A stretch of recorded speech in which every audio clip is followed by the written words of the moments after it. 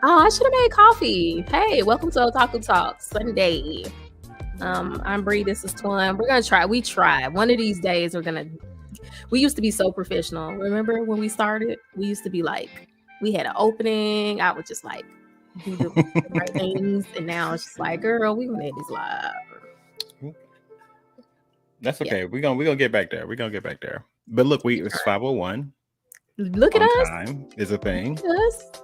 Right. On time is a real thing. So welcome. Doing? It's kind of weird because we've already been here this week, which is not typically how we do things. Like we were in here. What was that, Thursday? Thursday, yeah. Mm-hmm. Yeah, we were just here on Thursday doing an impromptu Otaku Talk show. So it's very strange to be back in the same week. But we're going to be talking about Blue Eye Samurai today. But first and foremost, well, I finished Pluto too. So I'll randomly ramble what I finally thought when I finished it. But we're going to be talking about Blue Eye Samurai, which is amazing. Season 1 is out. It's kind of snuck us by surprise. And I didn't even know what it was, but it was really good. But first and foremost, we went live on Thursday to talk about Jujutsu Kaisen. We were so excited for this episode. Twan was very excited. Twan has read the manga. I have not. Still haven't. Not all of it. Right, not all of it. But he was like, we should watch this one together because he knew it was going to be like a really good fight. So we watched it. Like we recorded ourselves watching it, and then we got to the end, and we had so much to say that we just hit the live because I was like, I'm not sitting on this until Sunday. So basically, we went live and we gave our thoughts about the episode that we watched, and so which the blaring thought was, this looks so bad. But we've had a few days to sit on it. So after a few days, you probably rewatched it. I rewatched it. How do you feel about it? After a few days of like sitting on it, like I will admit, it was obvious that it was like fresh and very, very still like in my feelings about what I expected versus what we got. So I feel like that definitely kind of colors the opinion a little bit, but at the same time, I don't change nothing I said. Maybe I'll take the 4 back. Okay. I'll take the 4 back because that was really aggressive, and it's mostly hanging on the way I wanted it to be animated versus the actual episode we got, maybe things that happened. And I think I said that in the beginning, like I enjoyed the things that were, I guess, happening in the episode. I just didn't like how it was being conveyed. You know, right. So I would change my 4 to like maybe a 6. It still ain't a 7 or 8 to me. Sorry, it just the disappointment won't get it above that. But yeah, see, I agree with that. Right, the 4 was a little. I was just in my emotions. I was in my feelings, but I still don't change what I said. I don't agree that this was like the best episode ever. I don't agree that the animation was top tier. I don't agree that it was like the best they could have done. Like you just won't convince me of any of those things. And we said 6 respectable. And yeah, I watched it again because I watched it on StreamYard with Twan. So I went back and watched it, and I just wanted to make sure that there wasn't, because sometimes was it the frame rates? Yeah, you'd be like, is it the frame rates? Which I have 120 gigahertz monitor, so I'm like, it's probably not that. But it's like, I went back and I watched, and so I was like, okay, no, it's really this bad. It's really this bad, which Twan had already told me, but I didn't want to believe it. So the thing about it is, there are people who came in my comments. Okay, the girls is mad because we have a certain amount of viewership that we typically get on this show. You know, we're not that girl yet. But I have noticed the numbers. I went to sleep. I woke up. Suddenly we was in the hundreds, and I was like, "Oh, here they come, here they come." And so people came, right? But they came in the comments and they tried to tell me I know what I was talking about. And some people are like, I'm glad somebody's being honest about it. I checked my anime groups. How was your work anime group responding to? I mean, there was like, typically how we get our conversations in our work thread start off as somebody posts like a spoiler warning, blah blah, and there'll always be a little opinion in the thread topic, and this person was like, best episode, yada yada yada. So I commented on it, and I only really meant to comment a rating, but I ended up typing 4 paragraphs. And it was pretty much trying to like get across my opinion without making it seem like I'm a hater, because the last thing I want to do is look like a hater to literally one of my favorite anime that has been out in so long. Like I'm about to say, if you are calling Twan and myself haters, you clearly have not been this show channel, because every week we have talked about Jujutsu Kaisen. It's mostly us gushing over everything we love about the show, like literally. Right. That is everything. So it's like the one time we go, I ain't liking that. It's you shut your fucking mouth. Right. But to be honest though, like after I like commented my opinion in the work thread, we all had like a pretty healthy conversation, but it wasn't like nobody just crazy going up for the episode. It was like besides that intro commentary, a lot of it was revolving around the treatment of the workers from the animation that we got. Like a lot of us was on the same flow. Now on Instagram, on a lot of my like fan on the soul. It is. I want to say it's split like 70-30, and shockingly, I think the 70 is that this was a really great episode, which y'all can have y'all opinion. That's absolutely fine. But the thing about that is, if you read manga, I feel like it's easy to say, yeah, the source material is good. Like, and a lot of people are like, you're reading a manga, which is still images of a fight, and you're like, this fight is amazing. So it stands to reason that even if the anime was not the best, if you felt that the fight was amazing with still photos, you're probably going to feel like the animated version of the fight looks amazing regardless of what it is. That's right. But for me, the thing is, like, that's not how we rate how good animation is.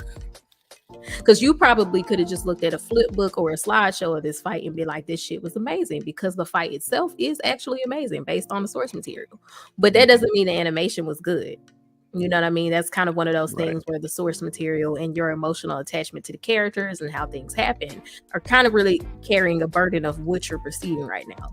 Me, having not read the manga and not knowing what I was about to watch, I'm gonna say that shit again. I could not follow this fight. There was no detailing. And then for someone to come and say that this was the best animated fight of the series, first of all, you playing in my face. You playing in my face. And you're lying to me. And I don't appreciate it, because I can't see how anybody who watched that Yuji and Choso fight, Toji and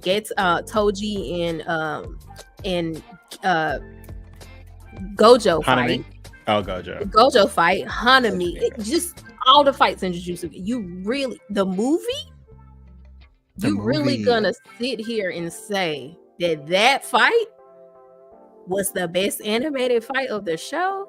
But we need that's when I'm blocking you. So I blocked them. But we can't have no opinion about that. That's when I block you, because you're playing in my face. Okay. That's all I'm saying. Like, you're not gonna sit here and gaslight me. I love this show. It's great. But like, and then I'm like, you guys don't talk about stuff. I'm an artist, bitch. I know flats when I see flats. Like, it was flats.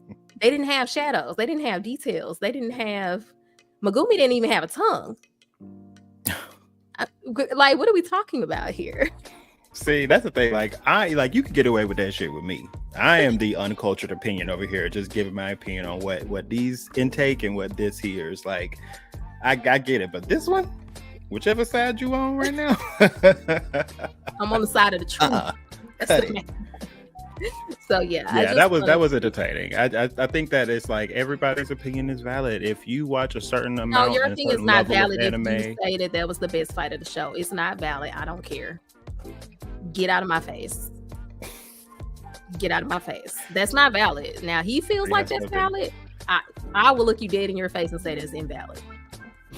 Sorry, but your opinion is valid. Hey, listen, that's just my stance. Hey, you are, if that is what you feel, rock on, brother. You maybe ask me why I feel that way, and I'll pick into why you feel that way. But at the end of the day, it's just like, these are just opinions. Y'all calm down. Enjoy the medium. You see, I've gotten over it. I'm back to like, it was all right, whatever. But if we do continue to get this whole season, I hope that things change to get the season. I don't either. I still don't. Also, aside from the fact that there's a human rights issue behind this, right? Like, that's kind of like it's not great, and there's people suffering behind it. It's not that serious. Like, y'all can take a break and catch up. Like, I would wait. I waited. Me and Attack on Titan had a 10-year journey, and I swore we were still here for the end. And I swore after that 2-3 year gap after season 1, I was never gonna let it see my bedroom TV ever again. And here I was crying. A mess. Right. So I will wait for Jujutsu Kaisen as long as I have to wait for it to be quality and people to be treated the way they need to be treated. It's worth the wait, and that says something that we can just outwardly, like, there's a lot of anime that I'm watching or have watched that if we had the same issue in the middle, I would have been like, I'm good. Right. But no intention of coming back to it. But this is that level to where I have to see the rest of this given. Even if it goes to a whole nother studio 2-3 years later. Like, right. I do want to see it. But I just want whoever does it to give it the time, the love, the detail, the quality that we used to. Yeah. That wasn't what I was used to. A certain level, right? My husband said it's like when you're that kid in school that does really, really good projects, and at one time you slack off, and it's kind of like similar to what everybody else does, but the teacher's like, I'm just gonna give you a low C on the fact that I know you can do better than this. Like, I feel like that's how I feel about Jujutsu Kaisen. Like, if this was some B-level animation, I think we had that show when we talked about video games, like anime gaming, and there's like levels of production to anime and gaming, like ABC or something like that. If this was a B-level studio or B-level production, I feel like yes, we could say this was great. You know how when you watch those hentai, the animation be a little weird, like everybody look a little off. Like, if it was that, then maybe we could say this was great, but it's not. Yeah. So we will not hold it. I saw a lot of comparisons to, like, and that was one of my friends, Nick, who he was actually in a defense of it being a great episode. And I kept telling him it's not that I don't think it was a good, it wasn't a non-entertaining episode. Like, I watched it again. I actually watched it thrice. So like it has rewatchability. It's just like, as a whole, the quality is wasn't what I wanted. But he was like, well, it's a big multi-city battle, and it's like harkens to like Mob Psycho. And I'm like, yeah, but it's like what Mob Psycho. Yeah, Mob Psycho is choice, and it's like that. Yeah, exactly. That was like what the idea of what Mob Psycho would be doing. You know what I mean? Like, and I was like, if I don't ever get another multi-city battle from Jujutsu Kaisen, then I'll be just fine. Give me more bathroom fights. But give me at the same time, we know Mappa can do city fights. We know Mappa can do this. So once again, let's just take our time and do it well, because this is the same studio that did Chainsaw, and this is the people who have been doing Jujutsu Kaisen up until now. I mean, Mappa is putting their foot in animation. We know that they can do it, and we know what the animation looks like. We have come to expect of Mappa. So I just don't appreciate being gaslit by people when I'm like, this isn't a Mappa animation. This isn't up to the standard that we come to be used to. So that, I just wanted to reiterate. I said what I said. And we just wanted for everybody who was feeling hot about it. So, but anything else? Oh, before we roll into Blue Eye Samurai, I finished Pluto because someone had said that they think it's in the running for anime of the year. And I will say that it's pretty good, but I wouldn't give it anime of the year after finishing it. I did finish it. It's just like, I feel like the pacing was weird. Like, it started off pretty strong, but I feel like when we should have gotten to like a peak place, I never really felt that until like almost like a climax at all. The climax wasn't climaxing enough for me. It felt like it's just like a long climax, got too long, and then it was just like, okay, well now, I don't know. It just was weird. Like, but it did have some emotional points. I see what it was doing, but I just felt like it was too, like, they hid the antagonist too long. Like, there's basically the whole premise is there's like these 7 robots of mass destruction, and somebody is out to destroy all of them. Like, they fought in the war in the past, and the area is a time of peace now. but someone is showing up murdering these robots of mass destruction who are supposed to be almost unkillable, right? So you're like, who's killing them? Who's killing them? Mont Blanc. And so the whole time you're like wondering that, but I just feel like they didn't reveal they didn't reveal it until like almost the last part. It just felt like that last 2 or 3 episodes, should have been. I don't know. It just felt weird pacing. So okay, I'm still gonna check it out. I'm still gonna finish it. I think I'm only episode 2 or 3. I haven't really watched it since my first introduction to it because Blue Eye Samurai.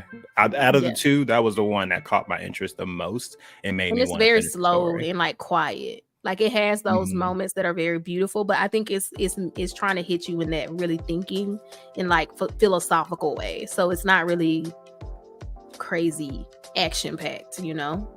It was 100, even though I caught like some little references when I was like, oh, that person is Johan. Like it really gives me the pacing and the vibes of Monster, but just with like the more futuristic appeal to it aspect. Yeah. Like honestly, if Monster fans, y'all know what I'm talking about. It definitely gives you that level of like, oh, it's smart. Like I can't just go, do whatever while I'm listening to this in the background. I want to see what's going on. I need to pay attention. You gotta pay attention. It's very like emotionally driven, and I didn't realize it until the end. Like kind of when we got to the last, and like there's this peak thing you're like waiting to happen. You're like, oh my gosh, what is gonna happen? And then it like ends up being something else, and you're like, what the fuck? Where he come from? Hold on, we thought this new nigga just popped up in the last episode. I don't even know how to feel about this. And then like the thing you thought you were gonna be like, it was gonna be the big problem. It was just like over, and you're like, oh, that was nothing burger. So why y'all spend so much energy? It was just weird. Some weird decisions there at the end threw me off. So I would give it like a solid 7 though. Honestly, there were points of greatness there where I was like, this could be a masterpiece, but I feel like they fumbled a little bit. So I'm gonna give it a 7. Well, I enjoyed watching it. But on to something that definitely gets higher than a 7. Blue Eye Samurai came out of nowhere for me, at least. I don't know if people was waiting on this, but I'm gonna tell y'all why I turned this anime on. Well, this show on. I don't even know if it's anime, but this show on is because I looked at it and I was like, oh, this looks cool. And I was thinking like Samurai Jack, but make it 2023 with higher budget. That's what I was thinking when I saw just the poster of it. And I was curious about it. I was like, is this gonna be? That is very Samurai Jack coded. Yeah, it feels like.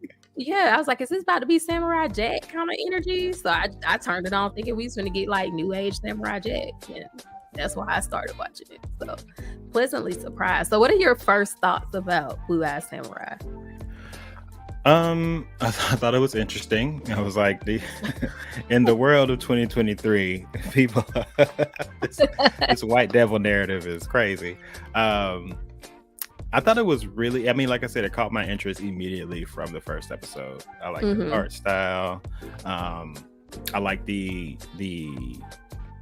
what's the word I want to use? I like the attention to like building these characters, like personality, and letting us into their stories. And I mean, they did an excellent job immediately bringing in a lovable comedy relief character in this like very dark show.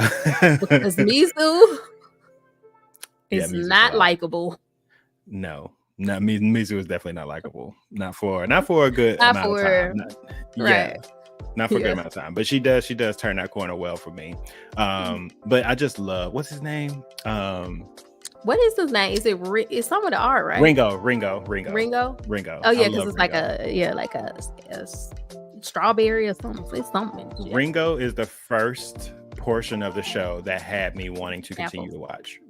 Like, Ringo is the reason I not made it to episode 4, but definitely a guiding force in me coming back to sit down and watch this, because I was just like, I want to know what happens to him. I want to know where he ends up, honestly, more than anybody else here. Like, I was going to be gutted if Ringo died in like episode 5 or 6. I was going to be a mess. I could tell he wasn't going to. He reminded me of somebody. He reminded me, speaking of like so many callbacks to the show, Ringo, I was like, okay, so this is like Samurai Jack meets Mulan. So then like there's the big guy in Mulan who looks like him. I love him. Like he would give everybody hugs. Like I always loved him in Mulan. He was my favorite because she had her friends, and he reminds me of him. Like yes, with the huge jowls. Yeah, but then he didn't have hands, so I just thought that was one cool to introduce a disabled character in there and seeing his story. And then strong one though. There wasn't so positive. There's almost not one point in which he really was defeated or let anybody. There was that one point with the noodles when he realized other niggas had better noodles than him, and he had that one self-reflection moment. But all he had to do was just get into that water and catch that stick, and he was back.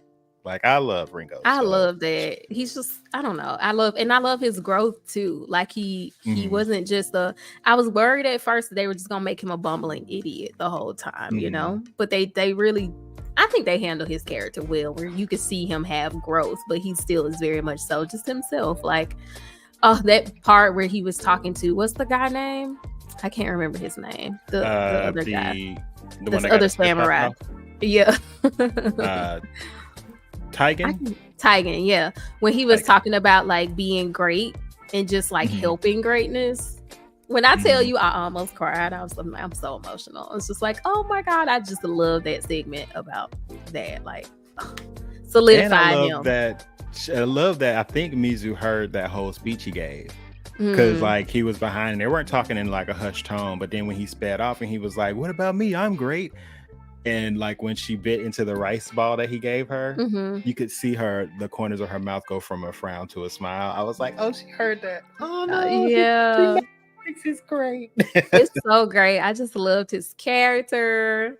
Oh, that was great. So I guess since we're talking about characters, let's go ahead and go through some of the characters in the show and how you feel about, because one thing this show was gonna give you was some character arcs, baby. Everybody arcs. And from people I didn't think we was gonna get it from. To be honest, I thought what's her name? I thought the princess. Akemi. Is that her name? Akemi. I thought Akemi was gonna be just a plot device for Taigen, or just for the story. I did not think she was gonna come out like Game of Thrones, Sansa type situation. You know what I mean? That scene where you was talking about where he was I just want to be happy at the end, and Akemi was I want to be great. I felt that.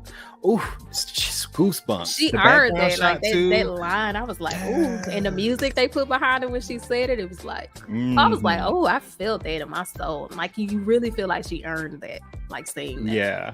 So she came in and she was just being treated like people's property, being, going from being her dad's possession to this apparently awful son of the shogun. Right. Awful son of the shogun. And then you could see the way she was maneuvering and manipulation, and you could see it her being coached in the right way from her, pseudo father. Right. Seki. I love Seki. Seki. Yeah, I did, and he fooled me a couple of times too. When he was letting her have it, when they went in the carriage and she was that, he was talking to her that got robbed, and he was you finna learn today, boo boo. I really was on his side. I was Seki, get your girl, because she is out here really not knowing the tea. His speech about this is your options. Go talk to them. And in the end, Seki was right, and she came to see that. But he was he was right the whole time. That payoff from that conversation, I thought I would get that sooner, but I didn't. So I thought when he was go ask the women, go ask them yourself, I thought we were going to get payoff for that earlier. But when we actually got the payoff for it, I loved it. I was oh, damn. Okay. I like that. And that's what had me so happy that she didn't really get it then, because we needed to see that reinforcement from the head madame. Yeah. When she gathered her together. She gathered her edges. Ooh. Oh, so you so pitiful. Ooh, you get to be married to a shogun and be rich. Oh, I just need somebody to drop an F-bomb when they getting me together about life decisions. I just need somebody to curse me out. You can gently guide me to the solution. You can try to coddle me and make me feel good about something, but you tell me to get my fucking shit together, make a fucking choice. What do you want to fucking do? I'm gonna sit back and think. She was she took, I'm being dragged right now. She took her advice for her. I will say, speaking of the madam, Well, I kind of don't want to get off of Akemi. I like, well, with the whole, when she hired Mizu was like, I want this information. She was like, do this thing for me. When that whole story was going down, what did you think about that story? Like when she was like, go kill this girl because, you know, I sold her and like I need you to kill. Like, what did you think about that? Like, I just that had me so twisted because there was a lot of things in this show that I guessed before it happened, and it made me feel real proud from a nigga that loved to just guess stuff while the show going. But when she had her do the favor, first I didn't know it was going to be that type of a favor, but once it actually happened, it got to the point where he did the sign to her, and she was like, I was like, oh, what? This is another trap. I want to know what that sign means. I think it was just some, because I feel like it was very genuine of a request. I don't think at this point in the story that it was a lie or anything, because at this point it never came basically back. Like a sign for like, I got you. It was something that them two shared, the madam and her. That's the only reason she knew, like, this comes from me, like, because I think when Mizu initially did the sign and she was kind of like a no. Maybe she just didn't know what to think about that presence being in the room right now, you know. But I also felt like the reason why it sent me for a loop, because I felt like she was being treated good. That's what I'm saying. I was like, is she actually having a good life here? I'm still not 100% sure that everything the madam said was true. I don't know. Like, it's something about it just feels like they're like, oh, he doing all this stuff. And I'm like, I mean, she in here getting acupuncture. She's getting bathed. Like, I'm not really seeing. True. She didn't have no bruises on her body. Her hair was taken care of. I was like, I don't really see. It kind of did look like she didn't want to leave. That is very true. That's what, when she said it, she was like, I'm good. Like, but then she like went in her arms, like, okay, you'll be safe.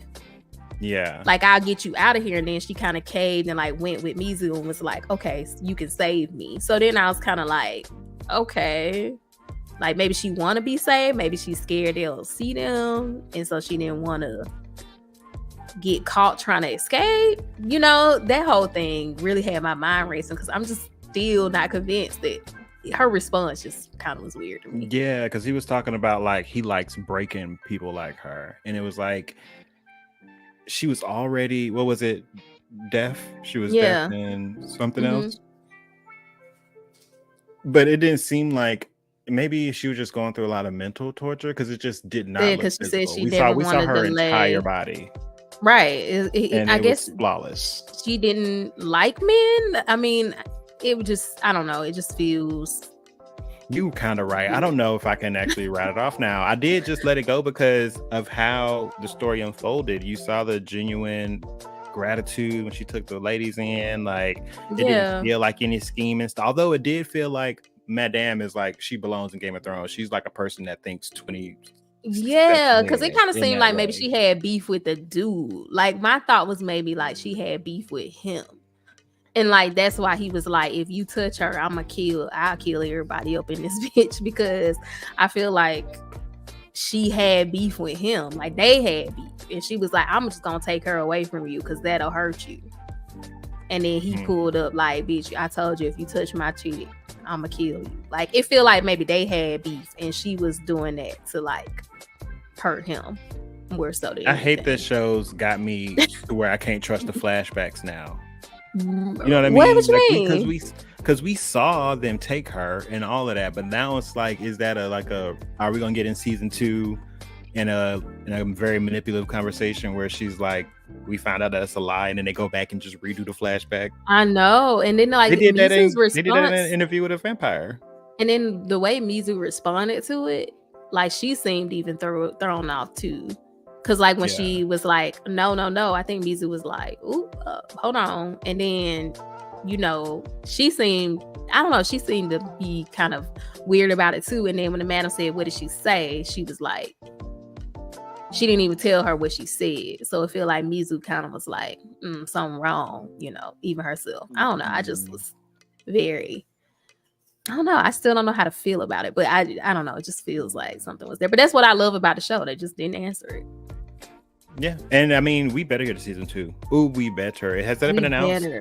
Let me look. No, I'm about to say it needs to be announced because I that last when episode 7 came around, for some reason I just had in my head that it was 7 episodes, and when it got towards like the last 10 minutes, I was literally out loud saying no, there's no way. I didn't want it to end ever. No. I didn't want it to end ever. Like, and I feel like there's so much more I want to see. I gotta see see this story through. Well, let's go back to some of the characters. Yes, let's finish Akemi. Akemi. Okay, so one thing about the show too, they was smashing, honey. They was smashing. Yeah. Which I appreciate. When we talking about adults being adults and going through adult shit, I need to know there's smashing happening somewhere. Okay, and this show definitely delivered. How did you feel about that? I mean, Akemi was doing the most smashing. Yeah, Akemi was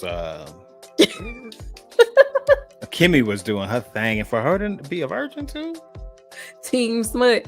Well, she wasn't.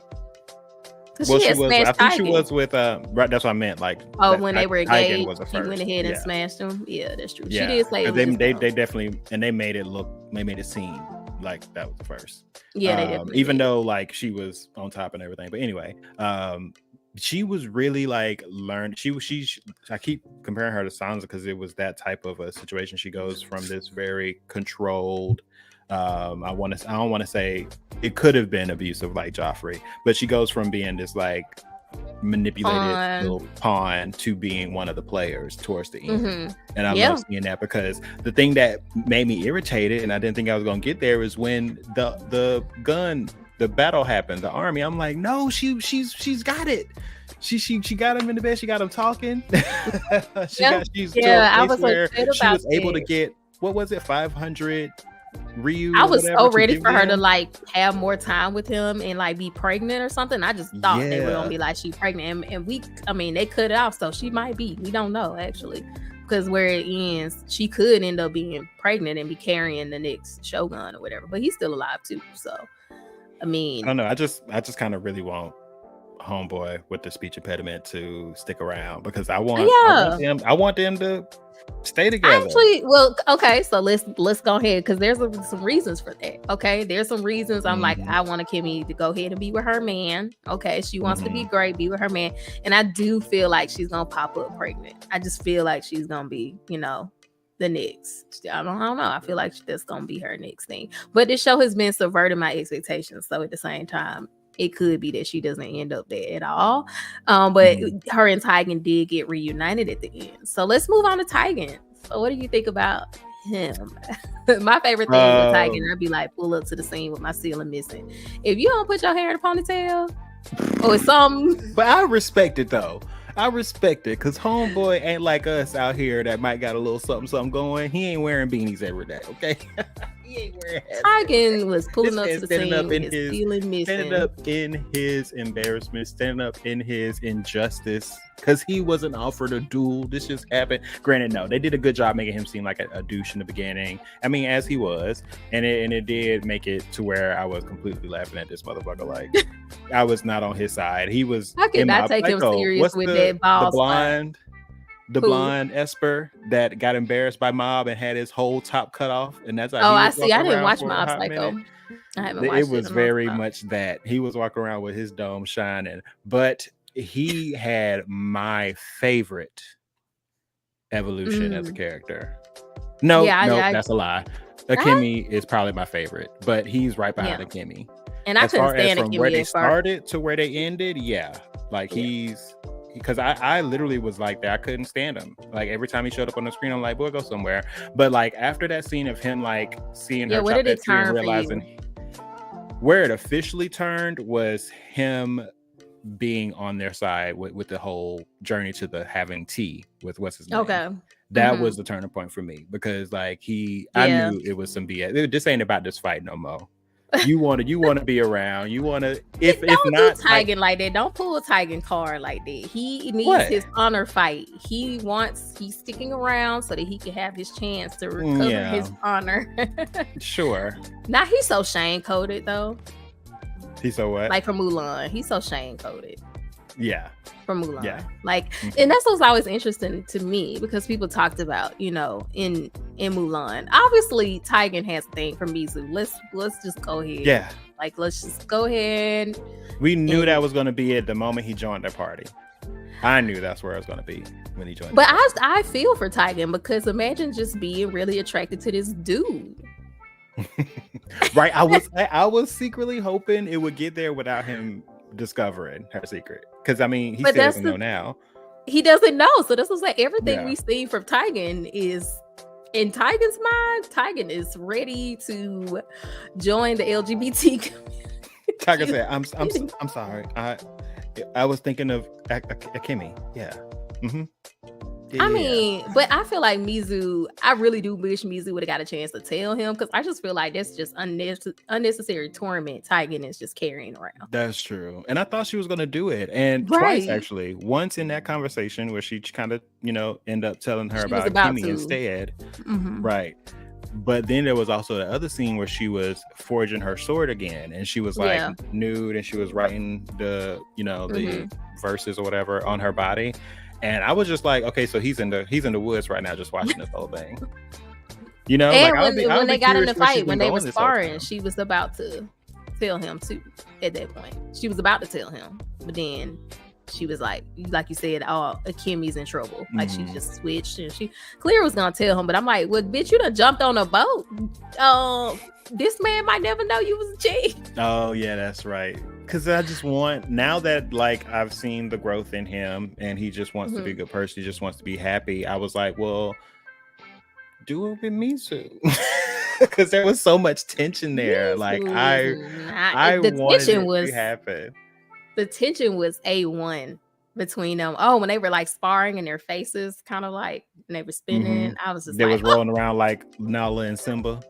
Yeah. That was cute. And I think the reason I wanted Taigen and Mizu to work out is because I was rooting for her flashback. That was the episode for me that made me turn the corner with the show. Like I was just watching and seeing what happened and enjoying it.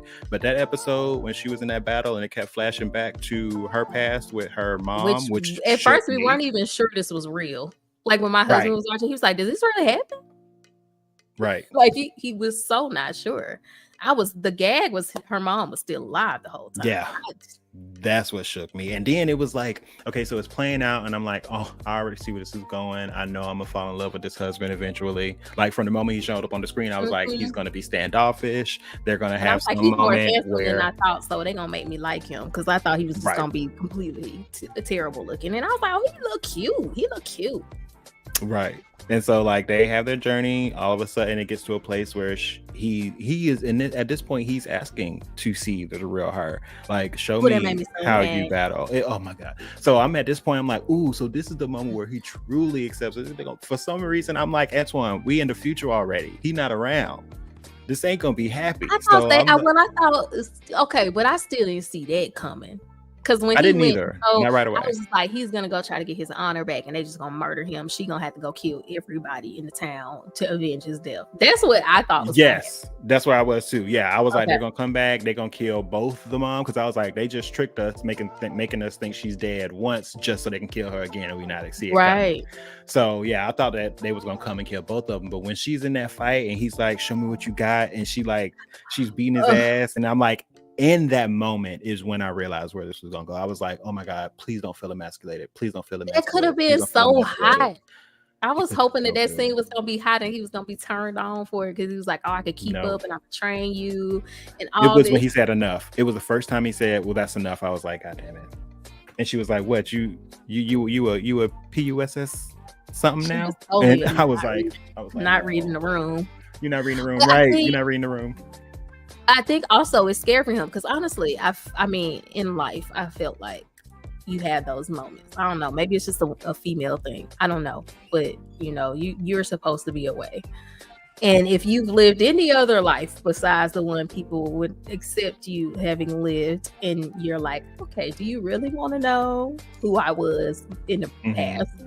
You always are worried that it's like, it may not even be anything completely bad. Like, it ain't like you coming out saying, I murdered some people, I was out here slinging puss. Like, it don't even have to be that crazy. It could just be, for some people, it's anything that you had more passion for than them. And I feel like that kind of is what happened there.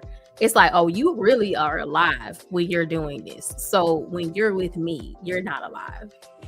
I think that's like threatening to some people. Not only that she beat him, but you saw like Mizu was like alive when she was fighting. I was like, she clearly loves this. She clearly loves this. And I don't think he could handle that. She loves that. But like, you can just not handle that and leave and do whatever. But so you wanted to get that was another thing. That's another thing I wanted to ask you about. So like, he leaves, just up and leaves, and he comes, and all of a sudden the army attacks, and you can't decide who was the one that really called these motherfuckers on there, because when it was he's claiming it's the mom claiming it's him, and in the moment I fully believed it was him just because of that horse scene. Yeah, like when he pulled up and saw it and left. But then he claimed that he was trying to come back and attack. So like, none of it made sense for me. So I didn't feel bad at the end. With nobody. Right. So that's why I didn't feel bad at the end when she took them both out. Well, he took her out, and then she took him out. He took out the mom. Like, she left him to fight. And then after he killed the mom, that's when she killed him.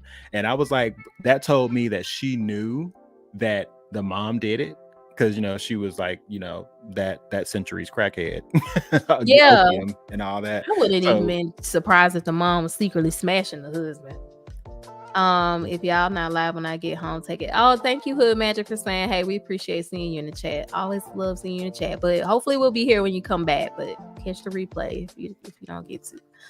But yeah, I mean, the mom wasn't shit. I kind of was like, it probably was the mama. I feel like resigned myself to saying it was. Yeah. But I think he still deserved it, because he didn't come and fight. First of all, your wife got them hands, so you could have just got your weapon and came and fought with her. But the fact that you just left her, but he could have just been a coward. Yeah, like, locked eyes and everything. Like, I can't. No. Yeah, no. And he didn't even look scared. He looked disgusted. Like, it was more like this is the monster. Get her. I'm just coming to check to make sure everything went down. It seemed like that. It wasn't like, oh my gosh, like, I can't handle it. He ran away like a coward. Like, it didn't even look that way. But that was so sad for Mizu. That was the moment I was like, I can't put this show down. I have to keep. Yeah. And it affected me in a way, because this whole time I had told myself a story about who Mizu was. Like, we had just gotten this story the whole time about her being this little orphan, outcast, didn't have any friends, didn't have any family. And that was the story I told myself of why she was so set on revenge, or why she was the way she was. So to see this other part, I was like, oh, there it is. Yo, mom, I was so mad at your mom. I was like, you really ain't shit. Like, you really was just like, I'm just gonna pretend to die. You'll figure it out. Never been shit. Mizu was like 5. Wasn't Mizu like 5? Maybe. Let's just say Mizu was like, something around there. Imagine just I would at least say to be dead. 5 to 7. Just imagine pretending to be dead and leaving and telling grown Mizu that I figured you figured it out. Bitch, I was 5. I was 5. Like, so anyway, that was wild. So back to Taigen. Because I don't know how we got here, but we were talking about Taigen. Because we're talking about their energy together. Exactly. So what do you think is gonna happen? Like, what do you see happening with Taigen? Like, he clearly wants to be with Akemi, but Akemi's like, I want to be great. I think I want to say that's the end of them. I for some reason I feel like it's not. I feel like he might fight for her until he knows that Mizu is a girl. I feel like once he knows, it's kind of going to be the floodgates. How do you think he's going to figure out Mizu's a girl? I don't know. I don't want it to be some accident thing. I want her to tell him, Ooh, that'd be so hot. It to be a conversation. I don't want it to be like just walk up in a bath. Yeah, I want it to be like, yeah. I want it to be a nice like, little this moment. tension is here. Let me tell you, so we can get to it. Like, because I feel like for him, it's going to be all the permission to feel the way he knows he's feeling. Ooh, do you think we're gonna get a confession? Like him completely having accepted that he's into this dude, and then he's like, I don't care. Well, I don't know if it's gonna go there. I feel like it's not gonna happen until Mizu unveils. Like I would like for it to go there. I think it's gonna be. I think it's gonna be exactly that way. Because they're like subverting so many things, and I just feel like it's gonna be like Taigen's gonna come ready. And I hope they don't do that Disney thing where they both confess at the same time. I really want him to just confess and be ready to get to it with Mizu being a nigga. Like, I just need that. People are gonna be like, okay, so we're realizing that Brie is really into this BL, right? No, because it's like a whole different Gojo Ghetto, Lestat Louis. Mizu. Listen, I love boys love, but that's not why though. I mean, that's why, but that's not why, because I already know Mizu's chick. So, I mean, for me, I have the information, but I just think that would be like, I love Taigen as a character. I did not expect to love Taigen as a character. I did not, but either. I would have even so much more respect for him with him being so preoccupied with honor and how things look. For him to just be like, I love this man, and I'm just trying to be happy with this dude, and then having the pleasant surprise of like, oh, it's not actually a dude. Because that's all he wants, is just to be happy. Yeah. And probably when has he probably been the most authentically happy in the last couple months with Mizu? Somebody was cheesing. So I don't know, for his character arc and what he's saying he wants, I just feel like that would be the best way to really prove that he actually only cares about being happy. And I would just live for it. I'm be kicking in my bed like, what's that Monique meme? I'd like to see it. I'd like to see it. So how do you think, okay, so now I'm asking, before we move on, I'm just going to ask my theoretical questions with Taigen. How do you think he's going to reunite with Mizu? Because Mizu on the ship, she just left. Mizu is on the ship with Flowers. With her. Which I'm like, why can't y'all just kill these people? Like, I want I Fowler. already see this going bad. Dead. I already see this going bad. Like, this dude, he had, granted, y'all both were injured, because that journey to Flowers was crazy for Mizu. Like, oh, we gonna talk about. Are you Yuji? Like, are you because Yuji? My husband was so mad. He was just like, I could have lived without the ankle injury or the foot injury, because if y'all was gonna have this bitch scaling buildings with a grown man on her back with dead weight, y'all could have saved us the ankle foot injury, because there's no way. There ain't enough adrenaline in the world. That's crazy, because she had, it's not even, I can't even call it an injury. She had a whole spike in her, probably at that moment, still in it, because she broke off the edges. And there was a scene where she was walking and you could see the frayed edges of it still on the outline of her foot, meaning it's still in her foot, probably like for support or some shit. Right. But you scaling a wall with that, I'm putting pressure on my foot right now, and I can feel it all through my heel. Can you imagine something in the middle of it? With one hand on the side of a building with Taigen on her back, dead weight, passed out. Get out of here. And just flung his ass through a window when she got up there too. Y'all could have just left the foot injury off if y'all was gonna do all that. The day was long enough. The day was hard enough. We didn't even need the foot injury. Yeah, Mizu's something else, man. Mizu is hard. Mizu is, I don't want to catch her. Like, that scene where she like rose up and it was like, I guess it was after her acceptance of being a demon. Boy, oh yeah, you don't want to catch her in a dark alley. And some of those fight sequences, when she was first approaching the actual building, and it was that part, and that's another part that I caught where the floor caved in, it was spikes. The first time, I was like, now she lucky she don't run up in the edge where she tried to jump falls. And then the next time she does it, that same situation happened. I was like, see, need to be smart. But she recovered really good. And then when she got on the ground with that pole arm, and she was like sliding on the ground. The first time she pulled that out with the weights, and the weights are actually to make it along the weapon, the spear. I was like, okay. She was extending it. Yes, I was just like, I just loved all of that. She is absolutely a beast. But before we get into Mizu, which is who's gonna be next, so do you think Taigen's gonna try to go save Mizu, or do you think Mizu gonna come back? Like, what do you think? It depends. I think it highly depends on how stuff levels out back in Japan. It really depends on how things go there, because if Akemi has a handle on things and she actually has like grip on the power structure now, I feel like she's gonna have some troubles with the mom. Okay. Because ain't that what we found out? It was the mom that was really the crazy hoe doing all the it was the mom who was doing all that. But I mean, if she has her husband's, ear and heart, I think she will win that battle. Do you think she'll keep Taigen around, or do you think she's gonna send him away? He's the youngest of the two, and the mom clearly has a much tighter hold on the older one, the one that's actually the shogun now. So like she probably got some footing, but I don't think she's the queen or no shit like that yet. Yeah, she ain't quite there, unless it ends up being that she has a baby or something. I have to give her the power to be able to incline his ear more. And I think her being pregnant with the potential, I don't know if his brother has any kids. I ain't see none. So I think that would be a thing. Like, his oldest brother doesn't have any kids. She's having the first son. Yeah, like I think that'll be kind of a big power move for her. So I kind of can see that for her. I don't think. You think they're gonna give her and Taigen any time? I think she's just gonna. I think they do. I think he's gonna fight for her.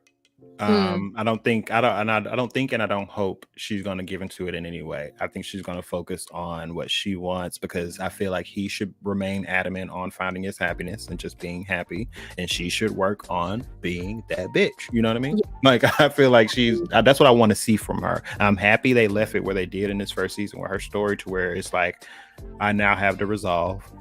Now I got to put this shit in action. And I'm on that journey. So her storyline, all the way here for Taigen. I think he is going to probably get that message, and at that moment realize that where he needs to be is, helping Mizu. Or I can even see him going after Mizu, because one, I don't think they saw each other after. Oh yeah, they did. They were fighting together. But I think if he realized she took Elijah Fowler, I could see him still tapping into that honorable thing. Like, this man killed the Shogun, I have to kill him, right? That's like, because he was protecting him. So if he finds out Mizu took Elijah alive, I could see him being so mad at Mizu. Like, I'm going to go kill Fowler myself and Mizu, because he always swear he gonna kill Mizu. But I can totally see him being like, I'm gonna kill him because he killed the Shogun, and that's like my duty as the person who the Shogun entrusted with his life, and I failed. So I need to go kill Elijah Fowler myself. Yeah, that's gonna be his excuse to go hang out with Mizu again. I'm gonna kill Mizu too. Because first it was a battle, and I feel like that's kind of out the window now. Like, I feel like now that is like, I definitely a life for a life. Ain't nobody gonna be asking for this battle for honor no more. But now I feel like, because that's gone, and like you brought up, that's a really good excuse for him to use to make it justified that he's going after them. He get there, they gonna argue for a little bit. She's gonna explain her reasoning. He gonna be like, I'll help you kill the other two. It's gonna be another excuse until you think so. Maybe she'll reveal that she is a woman. Like, I'm a woman. This man might be my dad. Like, blah blah blah. Then he'd be like, oh, that might. And I can see that happening too. Like, him getting there, like, completely mad at her, and she's like, okay, but before you kill me, like, I have a vagina. He's gonna be like, well, you should have said that sooner, bitch. Hey, we can work. So I didn't have to question my sexuality these last couple months, because I was over here bricked up from this, right? So I bricked up. He was, and it was they. I was like, I'm happy they actually didn't leave it just to your imagination. This dude was pitching a tent after that. When he got up, he was so embarrassed. It was so cute. I ain't gonna lie though. It was so cute. For both of them. It's so wholesome. Oh, I just love Taigen. He made it through some stuff. So I can't wait to see. I enjoy his character. So let's move on to Mizu, because she had a character arc too. She had quite an arc. And it was very interesting arc. It wasn't the kind of arc I would have thought, but it's an arc. First of all, Mizu is very unlikable first, until about when we learn more about her. But I'm gonna tell you, when she told them to take Akemi, I was kind of like, yeah, girl, go home. Oh, over her. Yeah. Oh wait, no, you wanted Akemi to leave too? Yeah, girl, go home. Girl, what is you doing?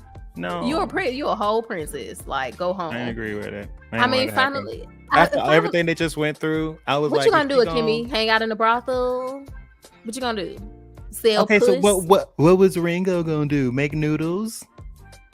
But Akemi wasn't trying to follow Mizu. I don't think it was. She's trying to stay with her, but she's like, I think so at that point, because like there was a tie to Taigen. If she goes back, she has to. Granted, now, do I think that was the best decision at the end of the day? Absolutely. No. I think she should have been taken away. I think she should have been, because she wouldn't have got to where she is now without it. But in the moment, I didn't see that. I didn't know that, and I didn't want it to happen. I was I feel like also Mizu was just like, I can't. I have this thing. Like, I have to protect you. If I take you with me, you're my responsibility. I have to. I literally just had to kill all these people and protect you.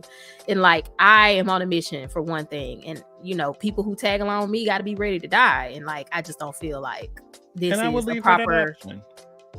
I mean, like, this isn't a proper environment for you. Like, you don't want this. You don't have to do this. Like, you're not. Like, go be home, girl. I don't know. I kind of agreed with it. I mean, especially if I knew what she would have had. Like, this man is out here. Obviously, I didn't expect that with the daddy, and I didn't expect the daddy to be. Like, I did. I called it. You called it. You knew the daddy was in with it. And now, granted, it wasn't until it was towards the very end. It was the moment I knew is when Issei told her what happened, and she showed up to her. The moment I realized they were in the dad's place, I was like, he's in on it, because Invincible had just did this in their latest episode.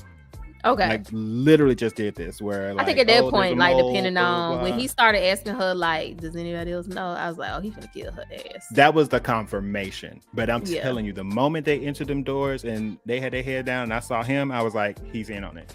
He's gonna kill her. He's gonna kill her. And then like he was like, thank you so much for telling me. You did the right thing. Now who else knows? I was like, yep. And walking her slowly to the window. He was definitely slowly on his Homelander energy there. I was like, let's give him Homelander. He about to kill her. I was so upset because and granted, I didn't know any of that until that very moment, and I like it just all clicked, and I was like, God damn it. That's how I knew I was like invested in Akemi's story too, because I just kept rooting for her and everything she was doing right, and she just kept getting these gut punches. She just kept learning the reality of power and like the world she actually lived in. But as far as Mizu, so like I really didn't go on this journey of feeling like Mizu really was like, oh, she's the worst, because she was already the worst. I mean, she was just hyper fixated on whatever she had going on, and it felt very vague at first. Like it was very, and we still don't really 100% know. Like, why are you trying to kill your daddy? You just want to kill him because you're mixed. Like, I'm not really sure. I honestly thought that was the gist of it, just because that's the viewpoint of a person that's mixed, is that they're a monster, they're the devil, and she's really internalizing that. So she's like, you're the reason I'm going through all this, you're the reason I grew up the way I did, so like I'm about to kill y'all. Like, I mean, I understand, but it's just like, girl, you've been holding on to that. I feel like it should be more than that. And we got more information, a little bit of information at the end.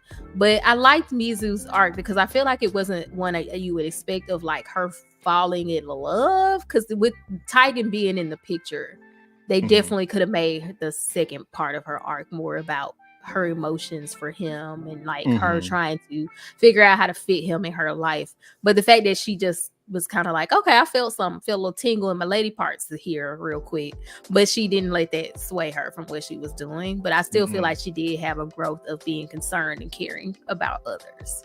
So it was kind of different. It wasn't what I expected, but I did like it.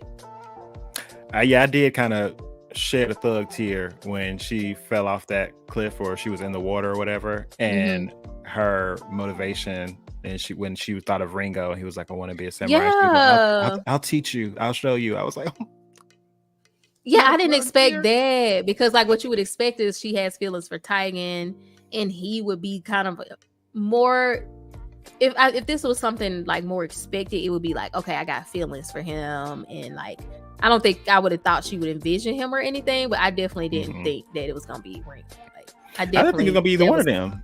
That's what I'm saying. I didn't see it being anybody, but I definitely didn't see it being like Ringo. Like he really, really like motivated her to keep going.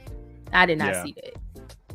I didn't either. But even after that was done, I still was like, Okay, but like I was expecting to see a training montage or something. She still ain't teaching down shit. To business. Right. She's on a boat right now. And did Ringo go with her? Ringo didn't go with her. No, Is he went back to Sword Father to be his apprentice to learn how to forge a sword. Yeah, I'm sure he's gonna forge Mizu's next sword, right? Because she said she's gonna come back worthy of the iron, so he's gonna forge it. So I can't believe this bitch really just hopped on the boat though. Yeah, and I did like that she left without the sword too. Like that is a big part of her character development. Like, and I like that speech that her sword father gave her. Like it wasn't saying that you don't need to be a demon. It wasn't saying that you need to throw away your goals and your aspiration. He was like, if you're gonna do it, he basically told her to put a full ass into it. But also, because he was saying that there was a balance, right? You had to like stay true. That's what everybody kept telling her. Yeah, and fully, do your revenge thing, but at the same time, don't like completely throw away what it means to be like a human. A human, yeah. And that's kind of what the madam told her too. Yeah, she was getting hit with the same message over and over again. Right, because she was like, girl, that's fine. Do your sword thing. Do whatever you got to do. But, everybody like a little sex. Everybody like a little something. If you're not appreciating art, then you're not really, I think she was something like that. Like, if you're not appreciating art, then you're not really a human or something like that. So I think she was kind of getting that message over and over again from them that she needs to. But I don't know. I don't know if Mizu in love would be useful to what she's trying to do. Because that's just another person that could be used against her. That's like another person she has to be worried about. Yeah. I only see Taigen being able to feel that only in the sense he's too stubborn to leave when he feels like he's gonna die. Well, I would hope that it goes in the vein of like her. I want both of them to fully accept the fact that if they journey together, that either one of them can die and that they will accept it. But I do want him to join her because, like, honestly, aren't they the two like best samurais out there? And she honestly wouldn't have made it without him. And I need Mizu to understand that. That's kind of the one thing that I need. And I think she did. I think she did. When she got to that painting part and she had Ringo do the portion of her back and she had that moment where she was like, I realize I can't do everything alone. Like, I feel like she did get there. Do I think it was like a conscious decision to just like leave everybody, and would she fight them if they joined her? I don't think she would. I think she just made that decision to go. We didn't get a lot of exposition around her decision, but I would like to think that it was her just, maybe knowing they wouldn't be for it and just making a decision to continue. But if they did end up joining her, I would hope that there's like not a big ass pushback for it. These are grown people. They have shown their worth, their usefulness. Yeah, I like that. He's like, think useful. I love that. Right. It was cute. So what do you, because they obviously are going to London, I guess. Because he said London. So I'm like, they're going to London. Right. First of all, Elijah Fowler was whooping their ass. Okay. Yeah. Elijah Fowler was irritating me that he's still alive. He was not one to be played with when it came to that sword. Okay. So he's a master. He broke both of their ass down. He was whooping in that final scene. Yeah, big time. I was not ready for that. Now, but, I don't think he would have had the same type of a fight though if she didn't go through 8 floors of hell before she got to him.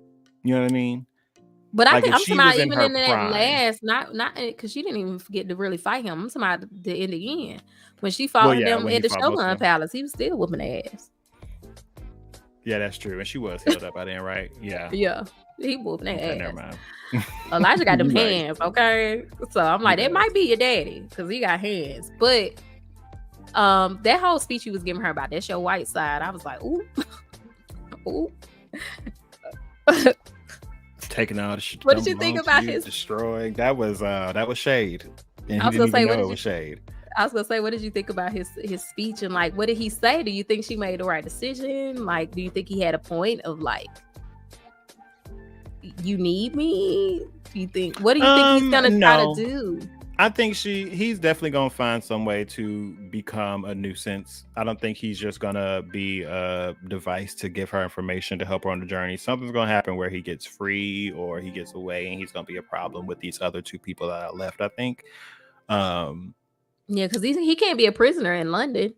Like, he's kind of a citizen almost. So it's almost like, you know what I mean? Like if she take him there, the tables are fully turned now. Like with his people, I feel like they're not gonna be like, this is your prisoner or whatever.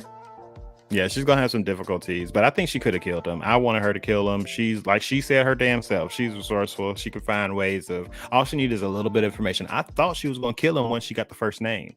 Once he dropped that first name, I was like, oh, that's all you need. You got a name. Kill him. Let him go. Then he dropped the second name, and I was like, okay, well, you got the second name. You can kill him now. And then she got London. I'm like, okay, well, you can kill him now. You got more than I ever expected you to get. But apparently, she just saw more but I guess was he saying like they're in London, I guess, because they're like not in Japan anymore, probably, because I think that's the only white man in Japan. If he's on a boat leaving Japan when Japan was like secluded and basically the paradise from Attack on Titan, right? Like I feel like if he's on a boat, it's kind of they're definitely going overseas, and that's London is the only lead we have, so it feels like that's exactly. And I think he was the only white man left in Japan. From everything I can see, I ain't see nobody else. Well, yeah, that's the whole thing. Like their walls are closed to anybody that's not Japanese. The round guides, right? There was only 4 of them that came through, and I thought all 4 were going to be in Japan. But that's what I was thinking. It doesn't shock me that they're the only ones, because I think a part of me does think that there's more mixed race apparently. Maybe they're just like in hiding too, because he did make a mention that he thought he found all his bastards and that they lined the walls that she was coming through, like lined the tunnels. Yeah. So I don't know. A lot of people down there. Yeah. So that's what I'm saying. And he obviously ain't out here wearing condoms. Oh my God. That scene where they were the mask with the nose. It took me a minute. I was like, how is she? When he was talking, how was she? Like, what is going? First of all, when he was talking, I was like, what is going on? Oh, in my head, he was getting sloppy toppy. That's what I thought. But he was bent over. Right. I thought she was under the desk, like doing push-ups or some shit. You know what I mean? It's still nothing else crossed my mind until she got up and turned that mask to the side, and I was like, how is she like doing that through the mask? And I was like, oh my God. That was wild. Her face. Don't put no eye holes in my mask like that. Don't put no eye holes in a mask like that. That was wow. Like the scenes was crazy. I didn't tell you to stop. I was just like, you just plummeted to the ground. What you mean? Blue Elf Samurai. They was also other stuff. If I see one more octopus, what was they doing with the octopus? You know what they was doing with the octopus. you seen some hentai. You know what they was doing with the octopus. I feel like Octopus don't deserve, between the boys and this show, Octopus don't deserve what they've been given. They don't deserve. Somebody is really out here trying to push that agenda, and I need them to stop. Like, I just feel like at this point it's like, you ever heard of donkey shows? Nah, but have you heard of them octopus shows? I'm just like them squid shows. I mean, at this point, one thing, they had many scenes, like just going through the brothels with him, even when Elijah and whatever that other guy was traveling, doing weird stuff. I mean, we seen they had all kind of meat flopping around and everything. I mean, this show is definitely not for the kids. No, but hey, I'm shout out, because we done got over since I was born. We done got full frontal women in bathtubs, walking around with bush in these mainstream blockbusters. That's true. Since Game of Thrones, I'm like, y'all. I mean, they shouldn't be immune. They shouldn't be immune either. Right. If we're trying to be realistic, then we just gonna be realistic. So I mean, it didn't bother me. But yeah, the only mask with the booty, I was like, ooh, that's new. That's new. I ain't never seen. That's when I really knew. To be honest. That's when I knew Elijah Fowler was built different. I mean, the whole time he'd been giving us monologues about when he said he had to eat his sister kidneys. Oh. Yeah, that was crazy. I was like, this man is gonna survive. He said he fattened her up, ate her kidneys. I'm like, okay. But didn't he have like green eyes though? Yeah, he had green eyes. And Mizu's was blue, so that's the only thing I was like, maybe this not. Because I don't think she knew he was like. I don't think she knew the intricacies of like. To him, I think she just like he's white. But it's like, well, girl, he Irish or something. He Scottish or Irish or something. So, but I don't think in her mind she know that. No, she's just like, white devil. Yeah. Right. So I don't think it made a difference. So, but yeah, sorry, we got on that. But anything else about Mizu, character's arc that you really appreciated? No, I just appreciate the actual, like, I want to say, because it wasn't like a it was a more, I guess, It was a more predictable arc. Predictable, but not the motivation. Not how it got there. Yeah, the motivation absolutely was not predictable, but it was kind of like, if this person was going to have an arc, you knew it was going to possibly end with her softening up, realizing she need people, realizing she need friends. But I thought it was just going to be for a man. Like, traditionally, that's what the story would have. Like, oh, this man came along, she softened up and was able to be herself. And I mean, by the time they got to the episode where she murdered her husband, I was like, okay, this ain't that kind of story. So it's obviously not. If you thought it was that kind of story, there's your knife in it right there. Mizu is not interested in the soft girl life at all. So, but Mizu needs some booty. So I'm just hoping her and Taigen can get it going. Oh, and I thought it was going to be a lot more heavy on body manipulation, to be honest, because like in the beginning, when like we realized that she is a female, but she had to live her life as a male, and how she was like binding her chest like to keep it down, like she was like real, like when she was younger, she was really binding it to the point where she started to like bleed from. Like I thought this was going to take on a whole like aspect of like body manipulation and dealing with that. Like I thought that was going to be an aspect of the story too, like when she finally revealed herself to whoever. But then when she finally did, I was like, oh, she's straight. Oh, okay, it's just like a little flat, a little bit, but that's about it. Yeah. But I thought it was going to be like a real thing, like going back, like you really, like you just saw like her bleeding. I'm like, how tight do you have to be? And I know like the severity of it is real. Like people cannot know you're a female. So yeah, absolutely, I would go above and beyond to make sure I got a little flat chest. But it was just like it got so sad to me around that time. I was like, oh, this poor little baby got to go through this. Right. I mean, and the other thing about it is like Mizu clearly has a female voice to me. So it's funny. Oh yeah. Just like, I'm like, so y'all really, I mean, I know like Japanese people, like they're smaller stature generally speaking. So for her kind of being like, maybe at glance, they're not like thinking it's a chick. That's fine for me. Like, but I'm like, Mizu has a female voice. I mean, well, I text you. What did I say? I was halfway through the first episode. And I was texting you about it now. I was like I don't know what it is, but it just feel like it's a woman or something. That's what I'm saying. It was so awkward when I was watching the first episode, because I'm like watching it with my husband, and I kind of like everything in me is like, is this a woman? But I was like, let me just watch and see what's going on. But it was just such an intrusive thought at first. Again, I'm like, so this is a chick, right? Like the voice is clearly a woman, right? Like, but no one around her is noticing that even though she speaks in this voice, deeper chest voice, but it's like this is a woman. So I don't know if I'm still buying that all these people, I'm like, we ain't seen no other man in towns that sound like this. Yeah, nobody. So why y'all not even guessing, like, are you a chick? I don't know. I don't know. I thought Taigen was gonna call it in that moment where they were tussling around, when they were like face to face, and he was looking to her eyes, and it was just so. It just felt so feminine, right? And not that you feel no boobs, but like it was. She failed you. You ain't. And people keep making these comments about how soft she is. That's not about to say you wouldn't feel that it wasn't nothing, no meat there. He didn't notice it wasn't no meat. And for her to be chopping trees in half, you ain't the slightest bit. You ain't squeezed in biceps once or twice. I mean, I know it's all of the sword, but like you saw her chop a whole tree in half. If you can feel your meat, then you should be able to feel.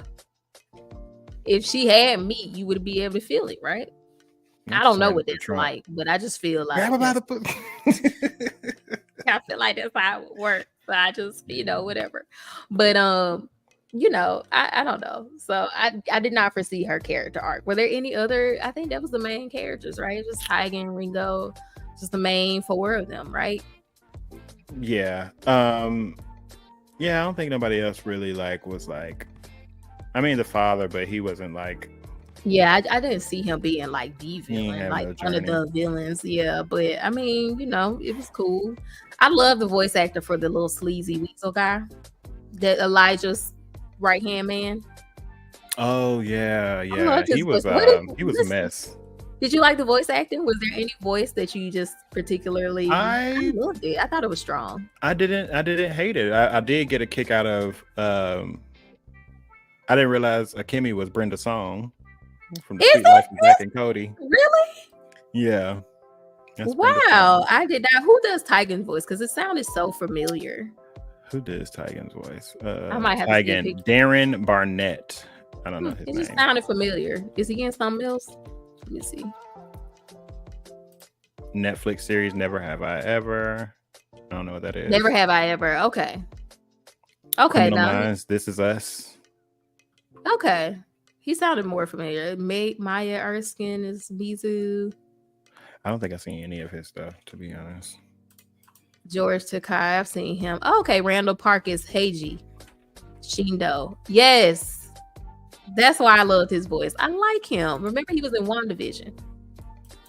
Wait, who? Say his name again? The guy who is Heiji Shindo. That's Elijah Fowler's right-hand man. The weasel guy who invited them for tea. Yeah. I was trying to see what his what the actual voice actor looked like. The guy, he was in like WandaVision. He was the cop that was Tiana Paris first met when she went up to try to figure out. Oh yes, I do know him. Yeah, so I was like, why his voice sounds so familiar? It's him. So I'm like, okay, yeah, I liked his voice. Let's see, that's the only other person I kind of really recognize. But yeah, strong voice acting, I think. Really good. Yeah. Now that I don't really love the American voices, the dubs, but that's because, and we talked about this before, that's because this was made in America. Right? I mean? Like Castlevania. It's made to fit the language that's coming out of it, so it lends itself to it. Yeah. Castlevania is just so superb to me, though. Like Castlevania is better than this with the voice acting. But I mean, but that's when we were talking about like dub voice acting and that, and then I realized Castlevania was produced, in an English speaking country. So I'm like, of course, like, I mean, Castlevania is gonna be up there for me for a lot of stuff. Like, yeah, Isaac's character arc, since we're talking about character arcs, is still one of my favorite character arcs of like all time. Yes, work Isaac with your army. Yes, I just love his character arc. Like, that scene where he was like, I tried to be nice to y'all. This man showed me one act of kindness when he gave me this mirror box. And I really misjudged the whole race based on that one act of kindness. Kill him. Really? Destroy him. We don't even need the bodies. Isaac was really going through it with his awakening and enlightenment journey. Like Isaac, he was so really smooth. Even his final battle with what's her name? Not Claudia. He's my the blood chick. I've always thought the blood chick. She just liked blood. Yeah, she was the final fight. He was so smooth in that fight too. Like Isaac was everything. I know. I was like, try not to give, but I was just like, speaking of character arcs and solid ass voice acting, you cannot speak about that without talking about Isaac. But yeah, I definitely. So, what would you rate Blue Eye Samurai, and who would you recommend this to? Let me see. Okay. Let me try to be critical. It wasn't until episode 5 that I was absolutely 100% on the journey. So there's something to say for that, I guess. That it wasn't like a bad watch those first 4 episodes, but it was kind of just me being very optimistic about where we were going to end. That made me continue on in the first time, and then I met Ringo. Really enjoy his character the entire way through. You know what? I'm gonna give it an 8.5 out of 10. Okay. If not a 9. I really did enjoy this. I'm gonna give it 8.5. Okay. Yeah, 8.5. I think for me, I would give it a 9.5 maybe, because the criticisms I have of the show are very, very small. Like the foot injury, y'all could have left it. It's just little stuff. Like, okay, like Mizu's too strong, but I guess it was like, well, she's a demon, so she's kind of like too strong because she's possessed by her rage.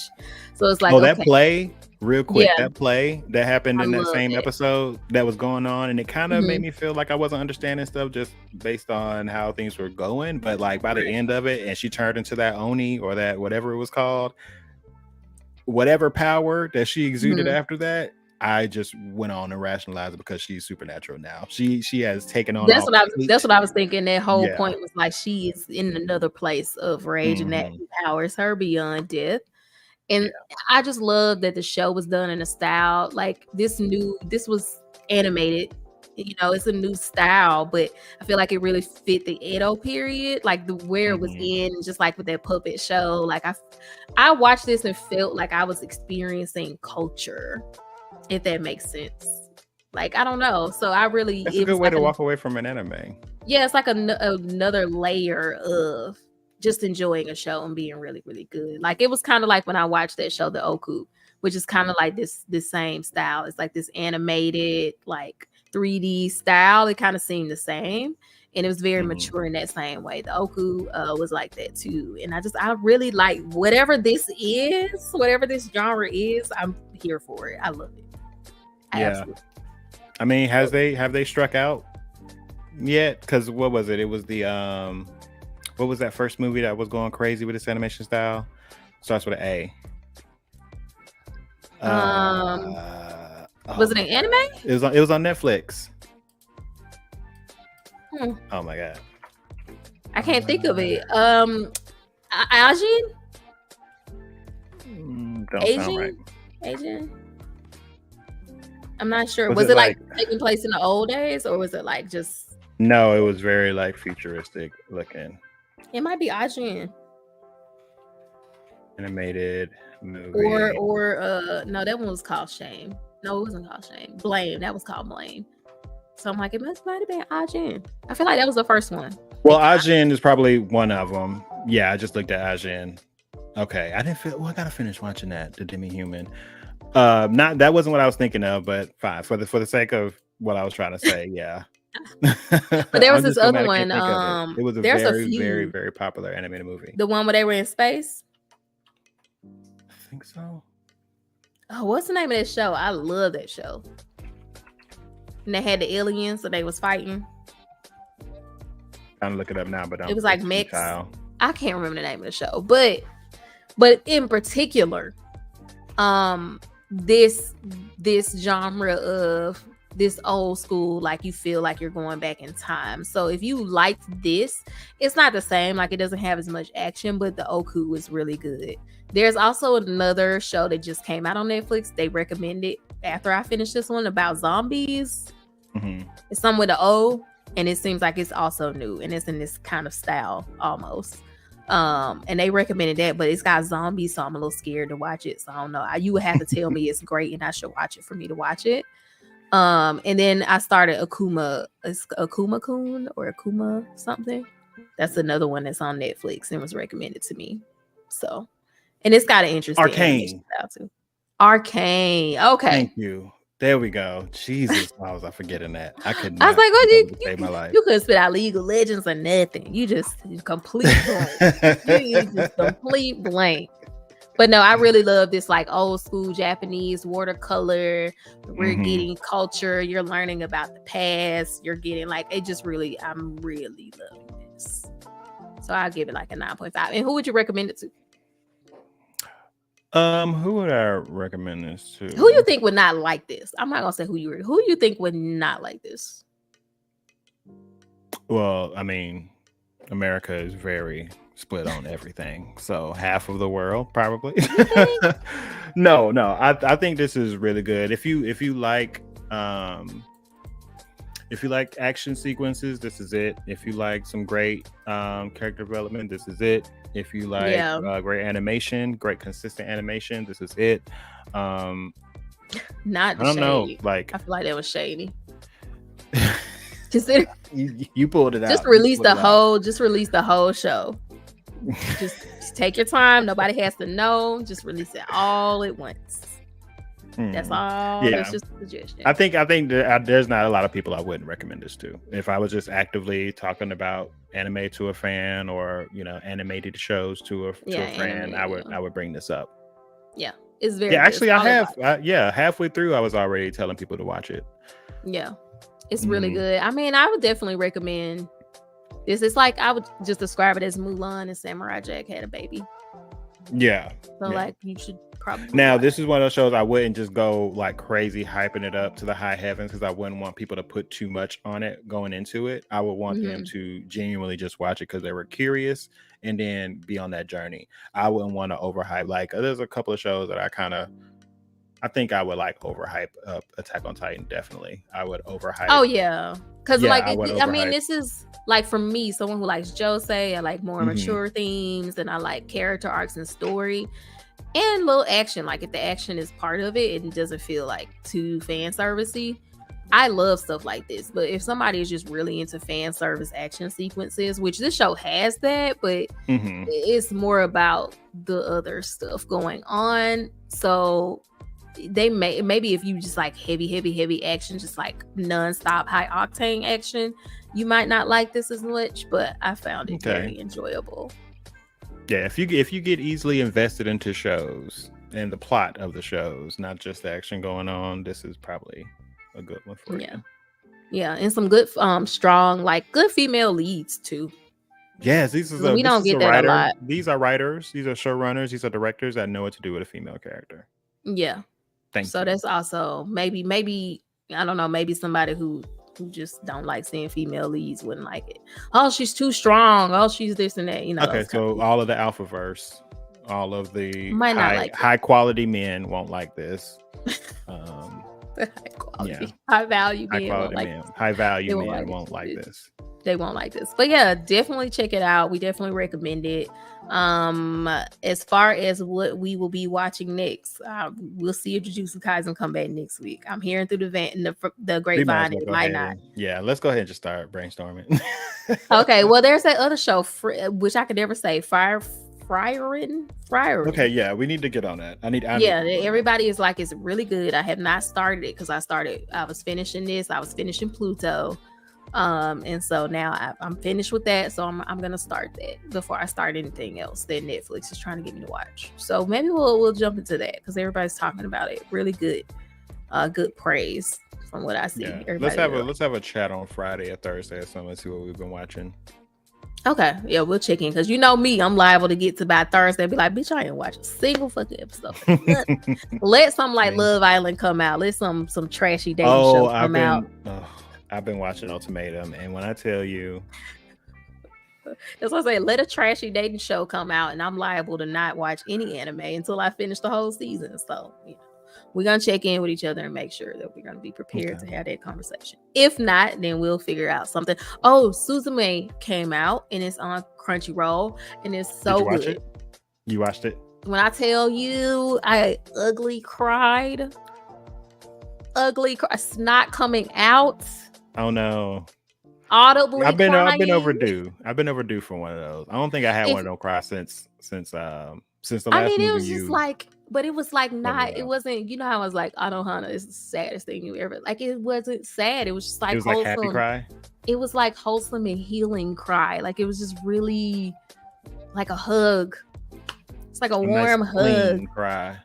Yeah, nice healing cry, like really. But if you like Your Name, which is like one of my favorite anime movies, if you've seen Weathering with You, also another one of my favorite anime. If you like Studio Ghibli, if you like kind of that healing vibe, just a good story, feel good, romance, love conquers all shit, like Suzume is good. I'm probably gonna do a review. Like I'm going to record it and edit it and post it on my channel of the movie. So I'm going to watch it again. I'm going to cry again and then be on the lookout for that review. But check it out. It's on Crunchyroll. I've been waiting for like a year and some change to watch this movie. So yeah. Understood. Check it out. I'll do that one of these nights. I get off of work and I'm mad at the world. Yeah. It's so good. The animation is just top tier. Like it's so good. That's why I love a good anime movie because they have the budget to put their foot in animation. Like I just love good anime movies. So that just made me think of that. There's a Instagram channel that has like a bunch of anime movies or anime shows, and it was like, what if this was filmed in vertical? And so they elongate the world. Oh yeah, I think I've seen.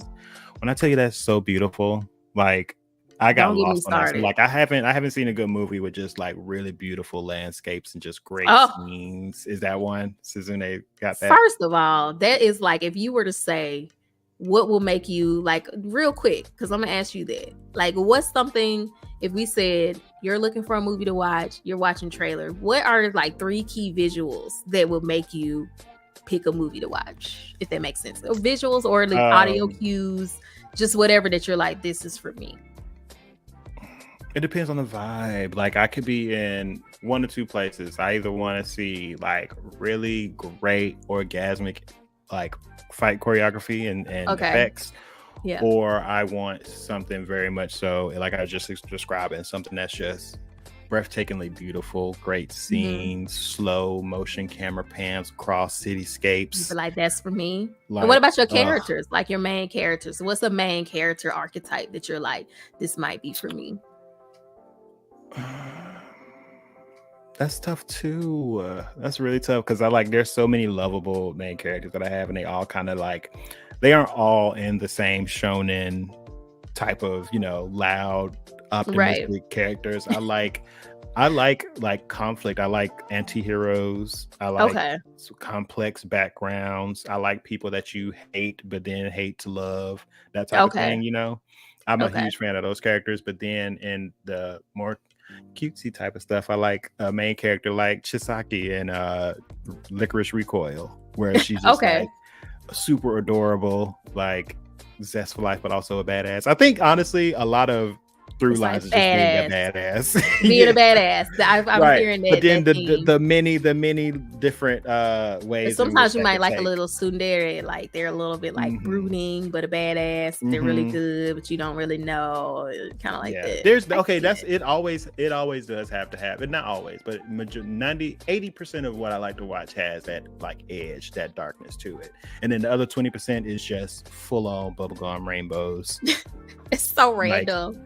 It is so random. I tell my husband when I go on his Netflix profile, everything's like black, red, and like white. Like I feel like there's a color scheme for him. Like if the show looks edgy, like if it's like edgy, if it's got that like that look, he's gonna probably watch it. Fighting, good edgy color scheme, and like Overcomer, like that's his tea. I feel like if you were to scroll through all the anime thumbnails and titles that draw my attention, it's a bunch of dark blues. It's dark blues, black. Blue? For some reason, like a lot of like I feel like isekais have a lot of like isekais. Isekais always have. And I definitely have my journey on back-to-back isekais. Like Solo Leveling is very dark blue, black. That type of like maybe little hints of purple. So I feel like the scale of like purple, blue, black. We already in there. You're like, oh, I see some blue. I see some electric blue. This might be for me. Psychopaths is like that. It's very blue. It's like I see some electric blue and black. This show might be for me. I mean, for me, I love colorful. So we talking about the vivid filter, full chromatic, like full on saturation. That's me. Like you start with that blur effect, you start getting like some sun, you get some lighting effect with full vivid colors, you know, like the sunshine coming out on. That's me. And then give me a female protagonist who has to as coming of age story or something like that. Oh, I'm all for it. So like Studio Ghibli, like my favorite Studio Ghibli movies have the best beautiful landscapes, like Howl's Moving Castle, like Spirited Away, like all of the ones I love. Totoro, the countrysides, chef's kiss. So I love I love that. So when you're talking about Your Name, gorgeous. When you're talking about Weathering with You, the way the sun comes out when the rain, listen, I love when somebody blow a budget on the background. I love when the studio blows budget on lighting. If you blow budget, and a lot of times if you see there's this subsection of things like anime, like aesthetic gifs. I think we talked about that when we were talking about Chainsaw Man. You know, my favorite parts of Chainsaw Man was just like Aki making his coffee in the morning. Like that's, you start talking about stuff like that. Yeah, like that. Newspaper. Smoking that's me. Spend that money on that light. Okay. Spend that money on that lighting. That's me. So that's my cues that this is for me. Like if you make a shot of somebody making ramen, putting some eggs in some ramen, cracking an egg. If I see tea, I'm like, this is the movie for me. That's like my cues that were in my genre. Yeah. I don't even watch like a lot of food animes, but a lot of the really good food animes, they have that same feeling. Mm-hmm. Yeah. Like my favorite scene in Ponyo. Pan. I love in Ponyo when they make the ramen. I love when Hal cracks the eggs and feeds them to Calcifer makes bacon. Like I'm telling y'all, it's weird. Like it's just my thing. So yeah, just curious to know. So yeah, that was cool. But yeah, check those things out. We'll be back next week. If anybody else come in my comments trying to drag me about Jujutsu Kaisen, I don't care how many followers I don't have. I will block your ass. I don't need viewers. I don't need viewers bad enough to not block a dumb bitch. Okay, I'm sorry. No, share your opinions though. Let's talk about it. Like yeah, like, and that's what I told the person. I'm like, you can critique the criticism. You can critique what we said. You can offer a counterpoint. But telling me I don't know what I'm talking about when you don't know me, you will get blocked. Because you know the interview with the Vampire Girls argue all day. That's what they do in the comments. We go back and forth. The Louis girls versus the Lestat. That's what we do. So I don't mind criticism or critique. But if you start coming for me and you don't know me, you're gonna get cussed out and you're gonna get blocked. So that's just PSA. Better to do it now than like Doja Cat when she trying to change up her whole aesthetic to get rid of people. Right, exactly. I'm not shaving my eyebrows up. I just block you. But anyway, we will catch y'all next week. And don't forget to keep it cute. Bye. Bye.